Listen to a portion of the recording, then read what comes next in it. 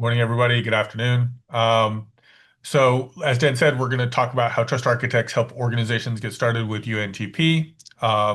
And so this will have a little bit more of a sort of functional bent than some of our other ones, but we do kind of tie back to policy and business topics as well, as we do in every session. Quick agenda. We're going to do a bit of an overview around um, getting started and then go into the business case, the technology tools, and sort of the policy and standards components as we do each time. And then once we're done through that, we'll open it up for questions and answers and discussions and go from there. And with that, we'll jump right into the overview. So the key thing that we're sort of talking about is UNTP, the United Nations Transparency Protocol, which is shown there on the right-hand side of the screen. And the UNTP, the United Nations Transparency Protocol, is the implementation instrument or the supporting instrument for the policy document recommendation 49, which was approved unanimously at the plenary back 3 weeks ago. And what recommendation 49 is designed to articulate and provide guidance to nations on is the um, policy settings that national regulators and national and regional regulators should put in place to support transparency at scale and to foster sustainable value chains. So basically, how the recommendation provides a policy framework where UNTP is the implementation guidance. And so we'll be talking about the implementation guidance and getting started with UNTP, like how do we actually bring the implementation to life in real scenarios coming off of the policy document. So the key thinking there is really around different organizations and their roles. And this slide or this information comes from the UNTP slide page around implementation guidance. So this is a UNTP defined set of information, and I'm going to go into more detail on this when we get into the business side of things about this. But basically, different types of organizations have different roles in implementing UNTP. UNTP is an overarching architecture, and then how different roles use that is articulated on this page.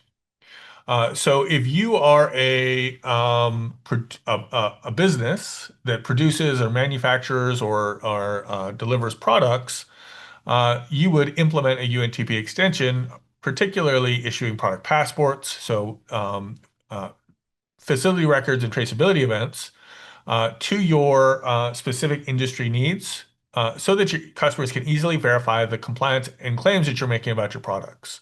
We'll talk about what the first steps are, but basically the idea here is that if you're producing products, if you publish information about your products in a way that's easy for your customers to understand, it will be easier for your customers to choose your products based on the high quality information that you provide about your products. The next role we have up there is a registry operator. Registry operators are folks who uh, run identifier schemes in the marketplace. The most common one that people know about is the barcodes on products when we go to the supermarket. Those are called GS1 GTINs. So that's one registry operator, but it's not the only registry operator that works in international markets. Another registry operator is the vehicle identification number that's on our cars. Another one in the Australian agriculture sector is the National Livestock Identification Scheme. Those are the RFID tags that are in cows' ears. Another scheme that is often used is our business identifiers. In the US, it's an employee identification number, an EIN. In Australia, it's an Australian corporate number, an ACN. All of these are different registry schemes, and so people who run those registry schemes can implement the identity resolver and identity anchor components so that the members of that are using those identifier schemes or those registry schemes can prove their identity and link discoverable credentials like their passports and facility records to the identifier. So the example that we often use here is if I have a barcode on a product, if I use an identity resolution capability, I can link way more information to that single identifier. So what an identity resolution capability provides is the ability to link to a list of data about that product. And so that's really what we're talking about here. Conformity assessment bodies, these are the folks who do third-party assessments of conformance against standards. And so what a conformity assessment body should do is issue conformity credentials to extensions defined by the relevant scheme owners or regulators. And so basically these are, and we'll talk a little bit more about this later, but basically issue the credentials they already create or the assessment they already create, but follow the digital conformity spec so that it's easier for your customers to take advantage of that assessment that you're doing. Member associations, these are the big, this is the critical role in adoption of UNTP. And so what we articulate member associations to do is activate their members to participate in transparent and traceable value chains by governing the design and maintenance of UNTP extensions. So basically, it's bring together their membership to collaborate on what the specific needs of UNTP for their industry or region or group specifically are. And so one of the core ideas of UNTP is that it's purposefully high level and that industry and regions extend UNTP to meet the specific needs of their membership or their community.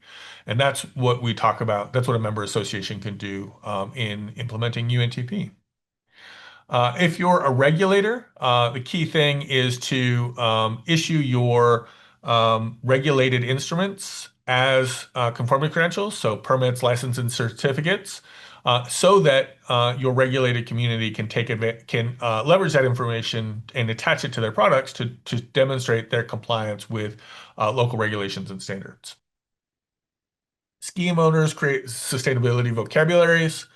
And so that their conformity criteria can be referenced by issuers of claims and product passports and facility records. And software vendors implement UNTP and issue credentials about the activities that your solution provides, uh, and like digital product passwords, facility records, so that your customers get more value from using your software and so that they're able to share that information across industry boundaries and get more value out of out of the data that they're collecting about their business processes.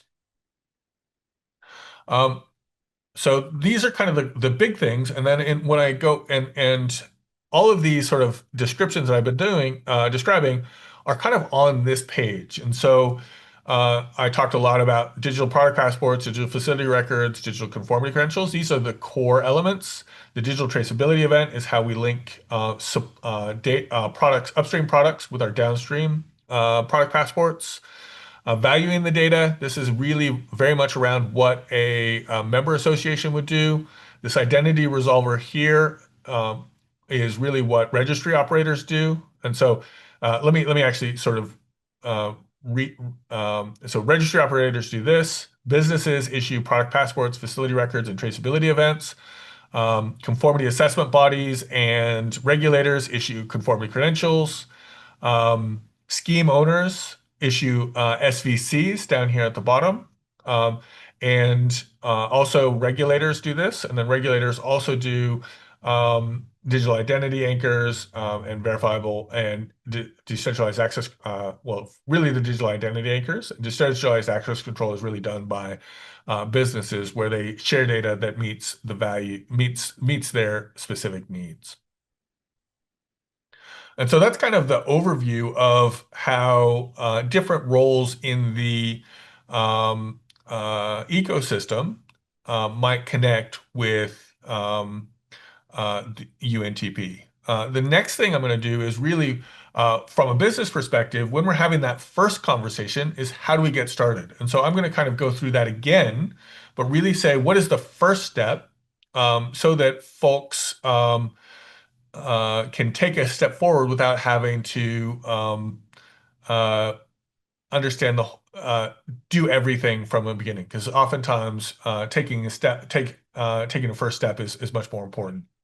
One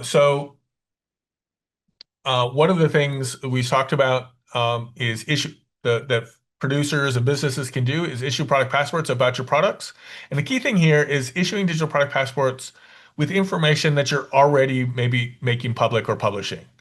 And the core idea of using UNTP is make it easier for your customers to find information about your products and provide a consistent way for you to add more information about your products over time so that it's easier for your customers to find it and it's easier for you to differentiate your products in the marketplace.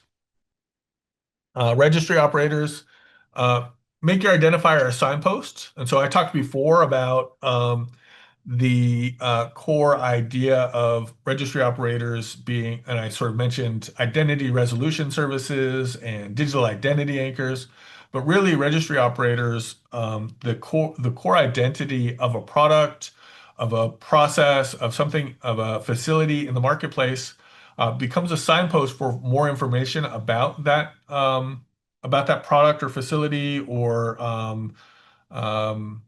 identity. And by making your registry the signpost that's used, you increase the value of your registry to the people who are using that identifier.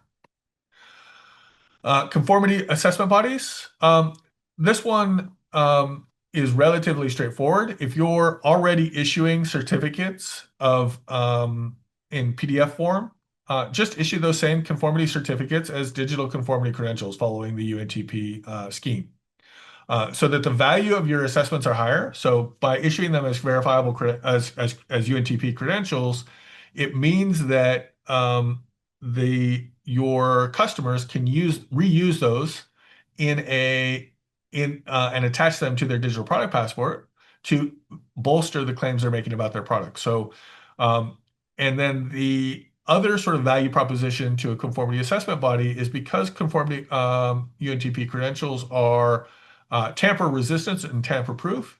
It means that it is hard for bad actors in the supply chain to fake their credentials. And so when we're talking to conformity assessment bodies, we do see fake credentials relatively frequently. And following the UNTP model means that those conformity credentials are hard to fake. It's much harder for that process to be done. Member associations, really, the idea here is to build a community activation program so that it's easier and lower cost for your members to adopt. So basically, the core idea of a community activation program is to make it safe for the community to adopt UNTP and the extension and with the specific definitions in your ecosystem. Regulators, I've kind of shifted this one a little bit from what we had on the prior slide. From a regulatory perspective, we do want regulators to think about adopting the recommendations listed in Rec 49 so that the regulated community has certainty in addressing transparency challenges. And the four core recommendations in Rec 49 are about having a transparency policy, implementing instruments, and taking some of the actions that we've already talked about in this discussion. Scheme owners is to develop evaluation criteria as an SVC. An SVC is a sustainability vocabulary catalog so that users of the scheme can link the assessments from the conformity assessment bodies to their products and facilities via the digital product passport or digital facility records. So the SVC is the glue between the third-party attestations and the scheme validations and the product passports and the facility records that businesses are issuing that have the claims about their products. So basically that glue means that as businesses are trying to make claims and differentiate their products and their facilities, it's easier for their customers to validate that the claims they're making are true through the scheme process. So basically increasing the value of your scheme by making sure that it's adding value to your customers. Um, and from a software vendor perspective, implement UNTP so that your customers can realize more value from using your system. And so making it easier for your customers to realize the value that you're helping them create through increasing the value of their products in the marketplace.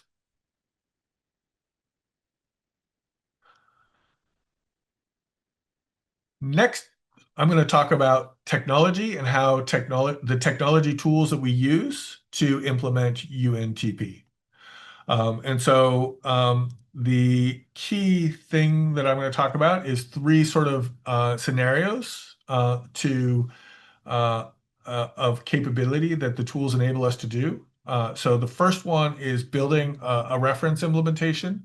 So on the top there, I have a picture of a supply chain map. And basically, this allows you a reference implementation is designed to provide members of a community or member or customer base customers of software vendors to understand what they're getting when they implement UNTP and how the data flows from different actors and how the different data components link together to create a trust and transparency graph. The second scenario that you can do with the tools that I'm going to talk about on the next slide is actually implement UNTP. So a reference implementation is a demonstration. Here's what it can do. Implementation is here's what it is doing. The implement UNTP, so issue a product passport, issue a facility record, or issue thousands of product passports and hundreds of facility records. So implementation, you can use the UNTP tools to implement UNTP. And then the core thing that you can also do with the UNTP tools is validate the artifacts that you create. Validate your SVC, validate your facility records, validate your product passports, validate your conformity credentials, validate your traceability events. And this validation is really important because what we're validating is that interoperability is being maintained uh, as people are implementing UNTP. And interoperability is what we're trying to achieve with UNTP. So that validation becomes an important piece of the puzzle.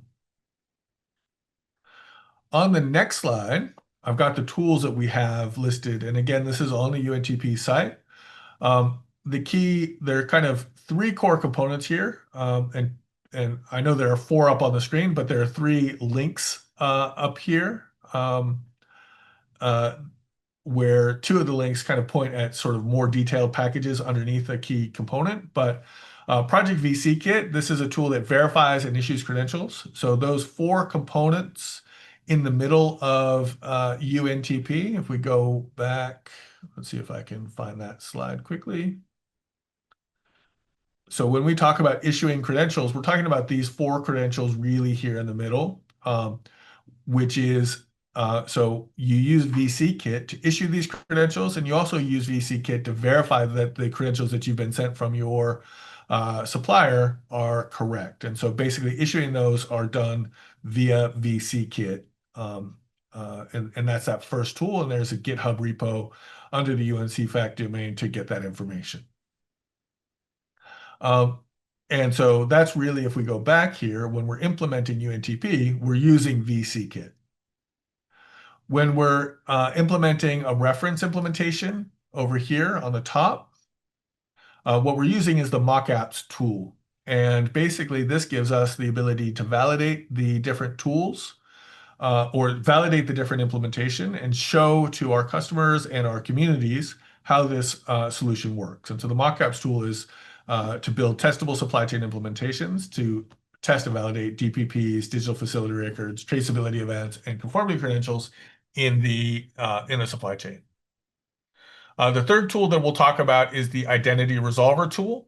And that tool is how registry operators make their identity, information resolvable based on their identities.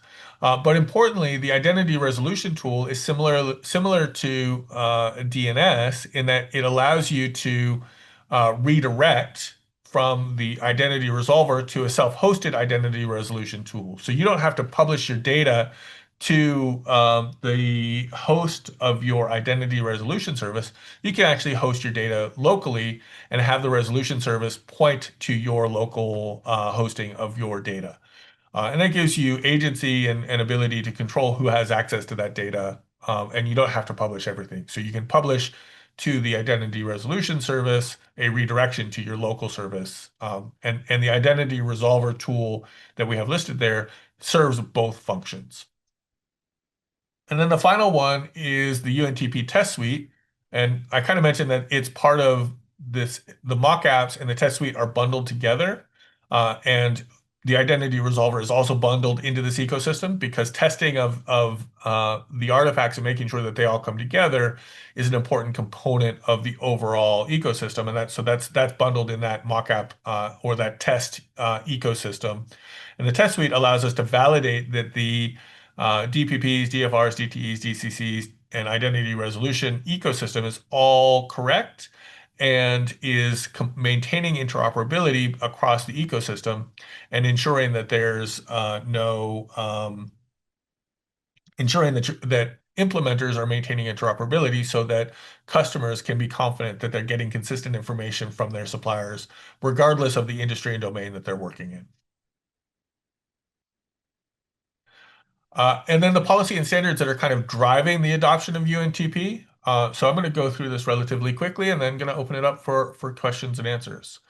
So the policy and standards that are driving the adoption of UNTP is that greenwashing is rampant and getting worse. So these are some statistics about the challenges that organizations or the fact is that lots of folks are trying to get advantage from claiming to be green and claiming that they're doing more than they are. And that is creating a problem because the problem that creates is for the folks that are actually doing the investment, customers can't differentiate their products. And so the investment they're making is not delivering a return. And that when you are making investments and not getting a return, that puts you at a competitive business disadvantage in the marketplace. And as a result, greenwashing is starting to hurt. And so we're starting to see um, the different actions being taken to curb this. So when people are not doing the right thing, there's starting to be penalties in the marketplace. And there's starting to be legislation around this to sort of help create a level playing field so that organizations can understand uh, what they need to do to comply. And so there's a lot coming out of the European Union, but there also in Australia, there's climate-related final disclosures, and there's also various regulations coming to sort of do this to try and drive consistency.